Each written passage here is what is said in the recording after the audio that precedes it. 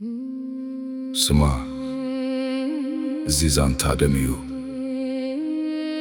ዛንታ ሓትንን ጽንዓትን ኣብቲ ኣኻውሕ ኣብቲ ጸልማት ናይ ሳሕል ርሃትን ደምን ተሓዊሱ ታሪኽ ክጽሓል ሰብ ኣይነበረን እምኒ ጥራይ እዩ ምስክር ከመይ ገይሩ ወዲ ኣዳም ንሞት ሰጊሩ ከም ዝነብር 30 ዓመት ሓደ ብሓደ ተኾቲሩ ናይቶም ጀጋኑ ኣዕጽምቲ ኣብታ መሬት ተቐቢሩ ንሳቶም ግን ኣይሞቱን ኣብኡ ኣለዉ ኣብቲ ጎቦ ንናጽነት ዝኾነ ዋጋ ክሳብ ሎሚ ይርከብ ኣሎ ተዓዘብ እቲ ዝተኸፍለ ናጽነት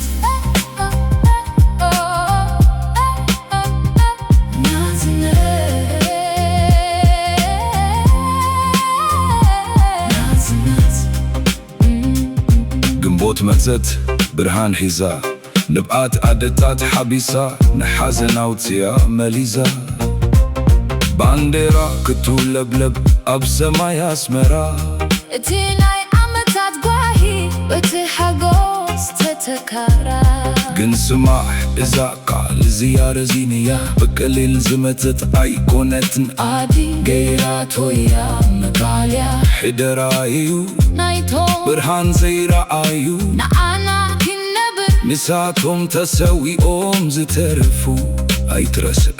ዋጋ ናይዛ መሬት ናጽነት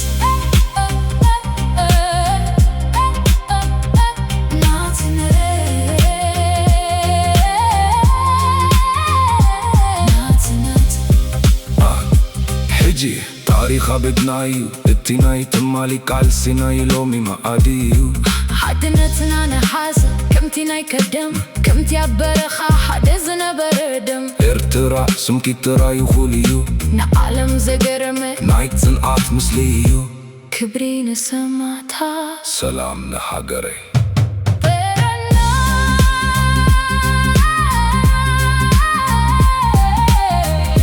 እቲ ቤትና ብሃመይ ይኸይድ እቲ ርዋጊድ ድምፂ ይዛረብ ኤረና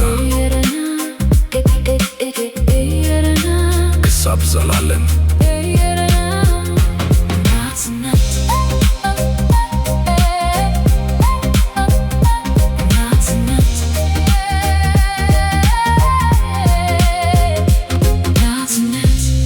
ሰላሳ ዓመት ቃልሲ ኣብ በረኻን ቁርባን ከይሰልከየ ዝተጋደለ ንሓርነት ዝተጸማ ልቢ ናክፋ መከላኸሊት እምባታት ተሪር ከም ሓዝን ደቂየረ ንመግዛእቲ ዝበሉ ኣይፋልን ኣብቲ ጸልማት ለይቲ ብርሃን ዝተኸልከለት ብመስዋዕቲ ኣሽሓት ናጽነት ዝተረጋገጸት ታሪኽና ረዚን እዩ ብደምና ዝተጻሕፈ ዘይካኽ ስምባረ ኣብ ልቢ ኩሉ ዝተረፈ ናጽነት ዋጋ ዝተኸፍለላ ኤርትራ ሃገረይ ብደቂ ጀጋኑ ዝተሃንጸት ግንቦት 24 ዓወትና ነውሕና ሕደራ ሰማዕታትና ኣብ ክሳድና ኣለና ሎሚ ንነፍሰይ ክሓታ ከለኹ መኒኻ ኩርዓት ይስምዓኒ ወዲታ ጽንዓት ዝዓረደላ ዓዲ መንእሰይ ተላዓል ሕጂ ግዜ ናይ ስራሕ እዩ ነታ ዝመጸት ናጽነት ምዕቃብ ናትና ግደ እዩ ኤረና ንዘለዓለም ትንበር ዘለዓለማዊ ዝኽሪ ንሰማዕታትና